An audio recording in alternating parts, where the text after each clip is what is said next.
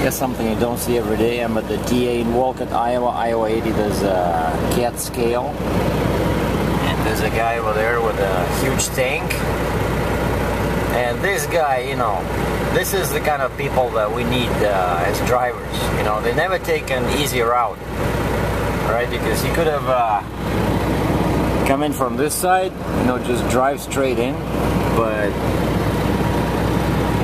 no, this is kind of like exercise. That's the instructor. See, that's it's kind of like training school, and basically he's backing onto the scale. I never saw anything like this. No, but of course I'm kidding. It's because he has that huge tank, and actually he came in. He came in like through this, like this way, like the proper way, and he talked to the lady on the scale, and they decided to try this. Sorry, my window is dirty. But that thing is huge. It's like a huge tank and a massive trailer. The company is, what is it? Walkers? Come on. I don't have all day. Let's go. Oh, I think he has to scale with this guy too. They have to scale together because this guy can be overweight too. See, he has a big pole. Oh, he's checking the height. Okay, so everything's cool. So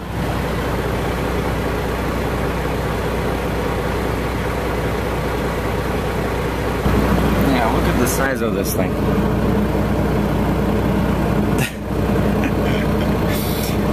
And this is an extendable double drop. See that part in the middle is extendable. Oh, people are running. And that's his body. See, with the same load, the same Freightliner Classic long hood. Yeah, they're from the same company. So that's what you gotta haul when you have a double drop trailer. So I'm not sure I want to do this, but you know, something like a dozer or excavator or something, I can do that, but I'm not so sure about this. Oh, there was just a story in the news. One of my viewers from Saskatchewan, Frank, sent me a link. A guy was hauling something like this, a big oil tank. I'm not sure what this tank is used for, but the guy was hauling a big oil tank on Highway 2 near Moose Jaw, Saskatchewan, and he hit the sign. You know, the big sign over the interstate. And he hit the sign, and he didn't stop. He drove for 2 more blocks and damaged something else, like a couple of electric poles. And the story said the damage was estimated to be somewhere around $125,000. Oh, I think this guy decided not to wait. You know, I don't think it's easy, you know, backing with that thing, because oh, maybe that's why he needed that guy. They were communicating on the radio because he cannot see. Yeah, because that thing sticks out on the sides. So you cannot back like that.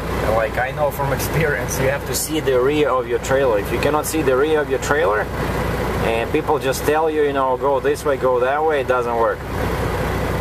So that's why I guess he decided not to do it. Well, and this is last day of my epic Ontario to Iowa load.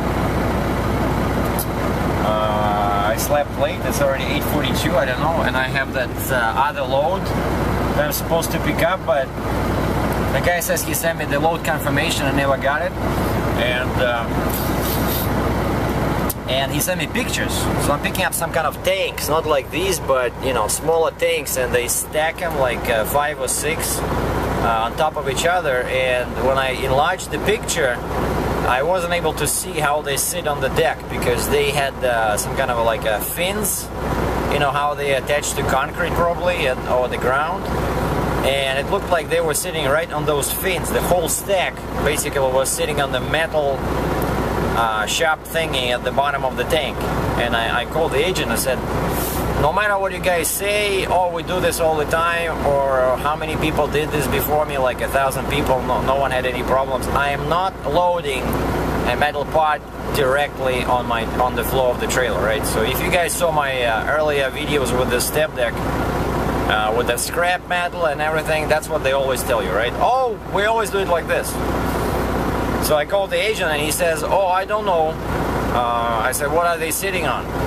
Oh, they have their own cradles. Well, I see the cradles between them, like on top, but what's the first one sits on?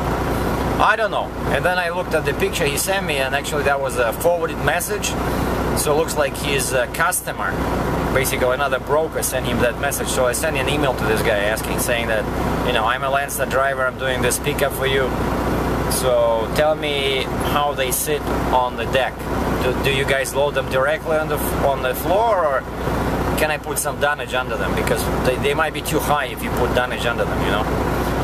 So if he sends me a message like, now I'm still gonna deliver this coil, and then I'm gonna check my email. If his email says, no, we cannot put any dunnage under them, I'll just call the agent and say cancel this, because I'm not damaging my shiny 3-axle step deck trailer anymore, you know. I'm not listening to people, especially when they say, we moved 250 loads like this, no one had a complaint.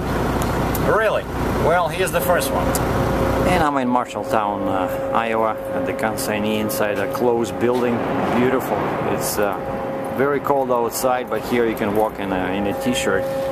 And my coil has behaved. Only once I had to tighten one chain, and I lost one strap, probably one of those old cracked ones, so I had to replace one strap. So now I took off all the bungee cord. I had to replace a bungee cord, sorry. So now I took all the bungee cords, and the coil is ready to be detopped. And the 36,500 pound Sleeping Beauty looks the same way it looked 2 days ago when I picked it up. All the chains are still attached to the load. And here's the magic moment.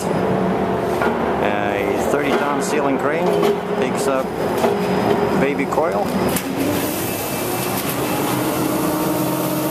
And that's my suspension, adjusts the air pressure. Of course, I should have probably released the air.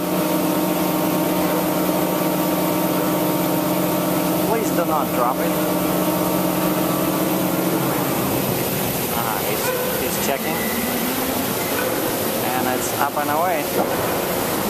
And one thing I didn't quite think through was what to do with these timbers. 6x6x8 once I'm done with the coil. You know, I paid 25 bucks for each piece, so I kind of didn't feel like throwing them away.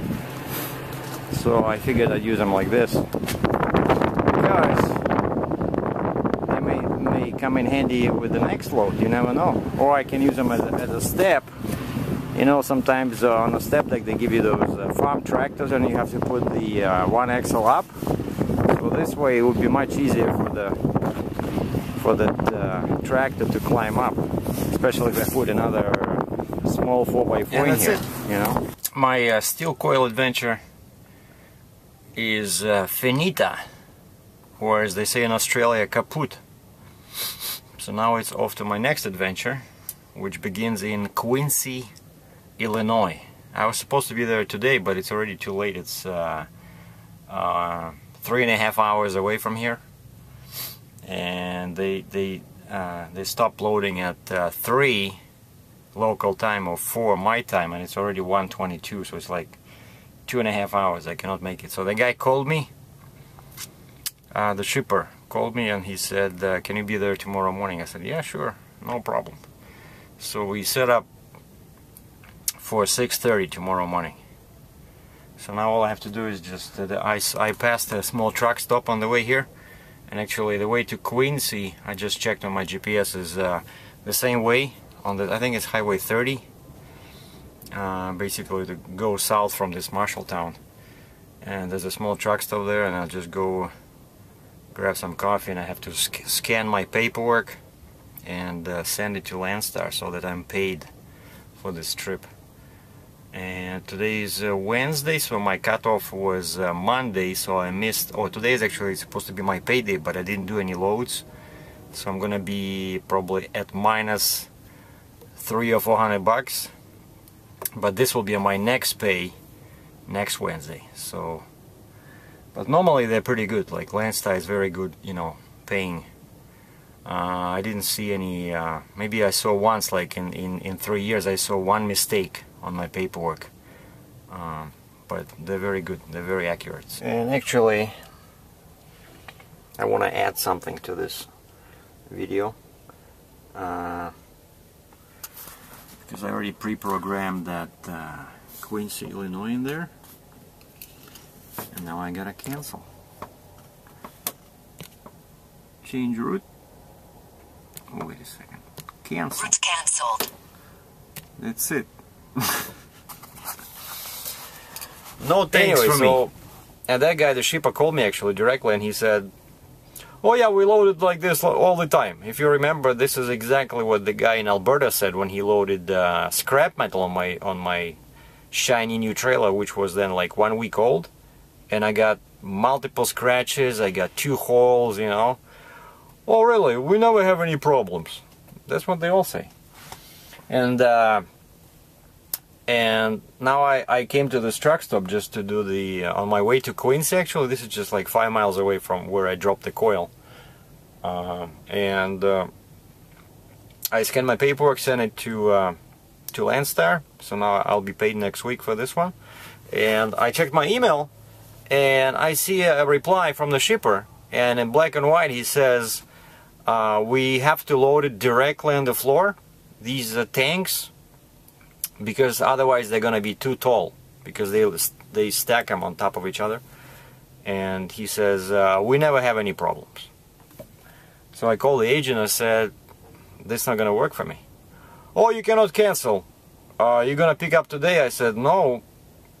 He already talked to me. We agreed that I will be there tomorrow morning."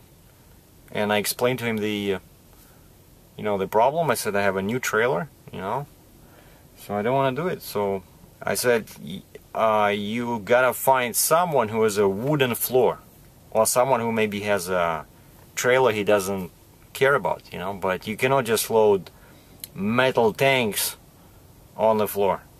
First of all, it's not even safe, you know. Like it's slippery, you know. Unless you didn't go to high school at all, then you would know that metal on metal, especially in winter when it's cold, it's not a good idea, you know. You have to put something under. I don't know, maybe some kind of rubber at least or something. But these guys say, "No, we always load it like this, just straight on the floor." Anyway, so now I'm sitting at this truck stop, and there's some deli inside, some food, you know. And I sent an email to the agent in Ontario that she often has something out of Iowa, because there's a whole bunch of plants around here that you know, make like John Deere and Cat and stuff like that. So I'm okay. So even if I have to wait, you know, a day or two, today's only Wednesday, as long as I get out of here by Friday, I'm fine. So that's it.